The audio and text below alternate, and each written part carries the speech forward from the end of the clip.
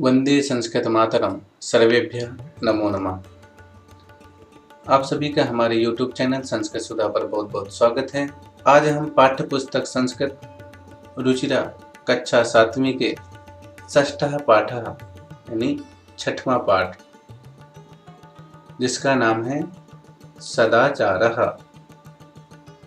तो सदाचारः का अर्थ देखेंगे। सत प्लस आचारा। सत मीन्स होता है अच्छा, उत्तम। आचारः आचरण, व्यवहार। सदाचारः अच्छा आचरण एवं अच्छा व्यवहार, क्योंकि अच्छे आचरणों एवं अच्छे व्यवहारों से ही सभ्य समाज का निर्माण होता। जिसका आचरण एवं व्यवहार उत्तम होता है वही वास्तव में समाज में सम्मान को प्राप्त करता है। तो आइए इस पाठ में हम ऐसे ही श्लोकों को पढ़ेंगे जिससे हमारे आचरण एवं व्यवहार और भी अच्छे होंगे। तो सर्वप्रथम पहला श्लोक देखते हैं हम। आलस्यं हि मनुष्याणां शरीरस्थो महान् रिपुः नास्ति उद्यमसमो बन्धुः कृत्वायं नावसीदति। अब इसका हम शब्दशः अर्थ देखेंगे।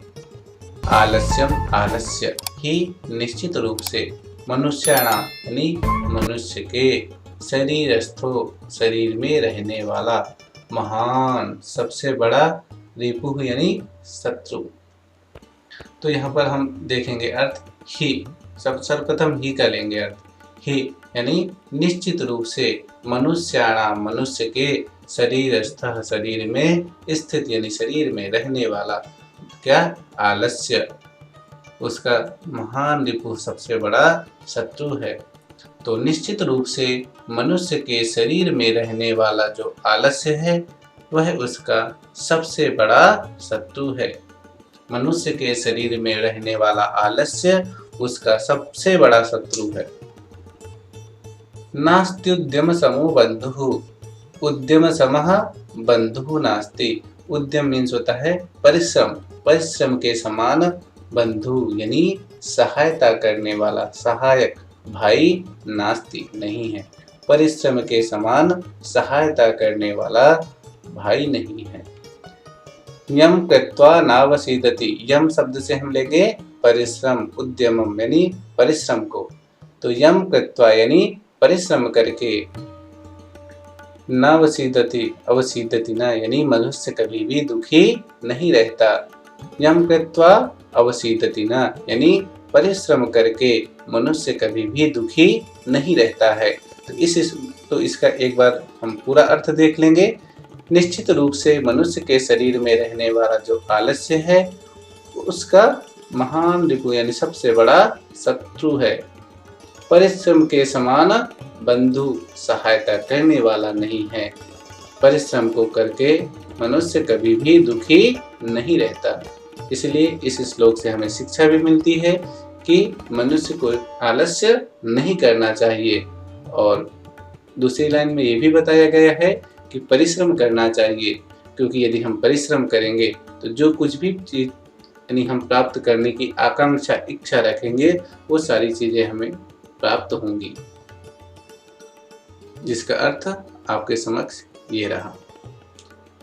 अब दूसरा श्लोक है। स्वः कार्यमद्य कुर्वीत पूर्वाह्ने च पराह्निकम् न हि प्रतीक्षते मृत्युः कृतमस्य न वा कृतम्। स्वः कार्यम अद्य कुर्वीत। स्वः मीन्स होता है मतलब आने वाला कल।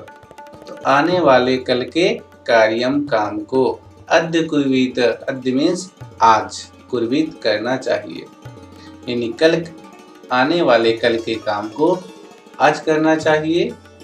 पूर्वाह्ने च पराह्निकम यानी अपराह्निकम। अपराह्न मीन्स होता है यानी दोपहर के बाद का समय।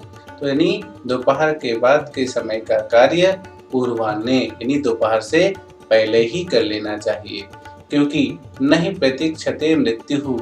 मृत्युः प्रतीक्षते नहीं यानी जो मृत्यु होती है वह किसी की भी प्रतीक्षा नहीं करती है। कृतमस्य न वा कृतम् कि इसका कार्य कृतम यानी हो गया है अथवा नवाकृतम या नहीं हुआ है, यानी मृत्यु किसी की भी प्रतीक्षा नहीं करती है, इसका कार्य हुआ है या नहीं हुआ है। इसलिए इस श्लोक से भी हमें यही शिक्षा मिलती है कि जो जिम्मेदारियां हैं, फर्ज हैं, जो दायित्व हैं, उनका हमें समय से पूर्व ही उन दायित्वों का निर्वहन कर देना चाहिए, उन कार्यों को कर लेना चाहिए। और एक दोहा भी है, कल करे सो आज कल, आज करे सो अब, पर में परलय होएगी, बहुरी करेगा कब। तो बिल्कुल कल के काम को आज करना चाहिए, दोपहर के बाद के कार्य को दोपहर से पूर्व ही, क्योंकि नहीं प्रतीक्षते मृत्यु, क्योंकि मृत्यु किसी की भी प्रतीक्षा नहीं करती है। कृतमस्य नवाकृतम, इसका कार्य हुआ है अथवा नहीं हुआ है। आपके समक्ष तीसरा श्लोक, सत्यं ब्रूयात् प्रियं ब्रूयात्, न ब्रूयात् सत्यम अप्रियम, प्रियं चान्नानृतं ब्रूयात्, एष धर्मः सनातनः। सत्यम ब्रूयात् यानी सत्य बोलना चाहिए, प्रियम ब्रूयात्, प्रियम मीन्स होता है प्रिय यानी अच्छा, ब्रूयात् बोलना चाहिए, प्रिय बोलना चाहिए। न ब्रूयात् सत्यम अप्रियम, तो यहाँ पर अप्रियम पहले लेंगे, देखो अप्रियम सत्यम न ब्रूयात्, यानी अप्रिय जो प्रिय न लगे ऐसा सत्यम यानी सच न ब्रूयात् नहीं बोलना चाहिए। यानी इसका मतलब ये नहीं है कि यदि हमारा कोई दोस्त है वो गलत कार्य कर रहा है तो हम उसको सच न बोले, बिल्कुल सच उसके साथ बोले कि आप ये गलत कर रहे हो, चाहे उसको कितना भी अप्रिय लगे। लेकिन यहाँ पर क्या कहा गया है, अप्रियम सत्यम न ब्रूयात्, यानी अप्रिय सत्य नहीं बोलना चाहिए। यदि किसी रास्ते से गाय चली जा रही है और पीछे से कसाई आ रहा है और आपसे यदि पूछता है कि आपने गाय को जाते हुए देखा है, तो बिल्कुल आपको वहाँ पर झूठ बोल देना चाहिए कि हमने गाय को जाते हुए नहीं देखा है, क्योंकि आपके उस झूठ से किसी की जान बच रही है। तो यहाँ पर आपको झूठ बोलने का जो पाप है वो कभी भी लगेगा नहीं। आगे क्या कह रहे हैं, प्रियम चा न अनृतम ब्रूयात्, प्रिय, ठीक है, चा मीन्स होता है और प्रिय अनृतम, अनृतम मीन्स होता है झूठ। यहाँ पर नानृतम है, ना प्लस अमृत अनृतम, यदि अलग अलग कर देंगे, और प्रियम प्रिय, अनृतम झूठ, ना ब्रूयात् नहीं बोलना चाहिए, और प्रिय झूठ नहीं बोलना चाहिए। एष धर्मः सनातनः, यही सदा से चला आ रहा सनातन धर्म है।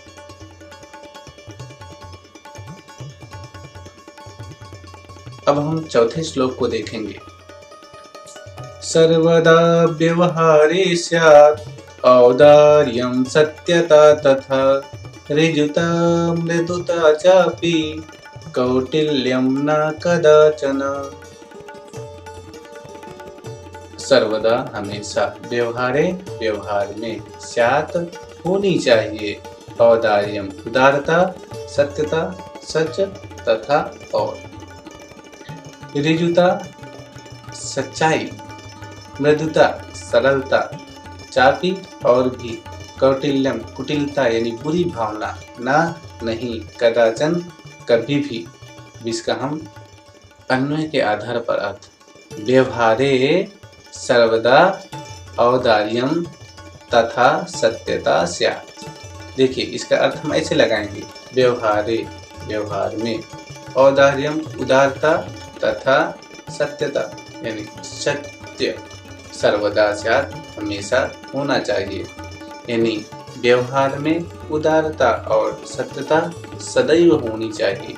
यदि हमारा किसी के साथ संबंध है, यदि व्यवहार है, तो उनके प्रति हमारे व्यवहार में क्या होना चाहिए, उदारता होनी चाहिए और सत्यता होनी चाहिए। व्यवहार में, आपसी संबंध में उदारता और सत्यता सदैव होनी चाहिए। ऋजुता मृदुता चापी यानी और, चापी मैंने और भी, सच्चाई और सरलता भी होनी चाहिए। कौटिल्यम ना कटाचना, कौटिल्य में कुटिलता बुरी भावना, कदाचन न कभी भी नहीं होनी चाहिए। अब एक बार अर्थ देखते हैं पूरा। व्यवहार यानी आपसी व्यवहार में उदारता और सत्यता सदैव होनी चाहिए। सच्चाई और सरलता भी होनी चाहिए। कौटिल्यम न कदाचन, परंतु कुटिलता बुरी भावना नहीं होनी चाहिए। यदि हम किसी के प्रति यानी जिनसे हमारा व्यवहार है, संबंध है अच्छे, और उनके प्रति हम कुटिल भावना रखेंगे, बुरी भावना रखेंगे, तो एक न एक दिन जो हमारा संबंध है, व्यवहार है, वो नष्ट हो जाएगा। अर्थ है आपके सामने ये रहा। अब हम देखेंगे 5वां श्लोक। श्रेष्ठं जनम गुरुं चापि मातरं पितरं तथा मनसा कर्मणा वाचा सेवित सततं सदा। श्रेष्ठम जनम यानी श्रेष्ठ लोगों, गुरु गुरु, चापी और भी, मातरम माँ को, पितरम पिता को, तथा और, मनसा मन से, कर्मणा कर्म से, वाचा वाणी से, सदा सततम सेवेत सदैव निरंतर सेवा करनी चाहिए। अब इसका अर्थ देखेंगे।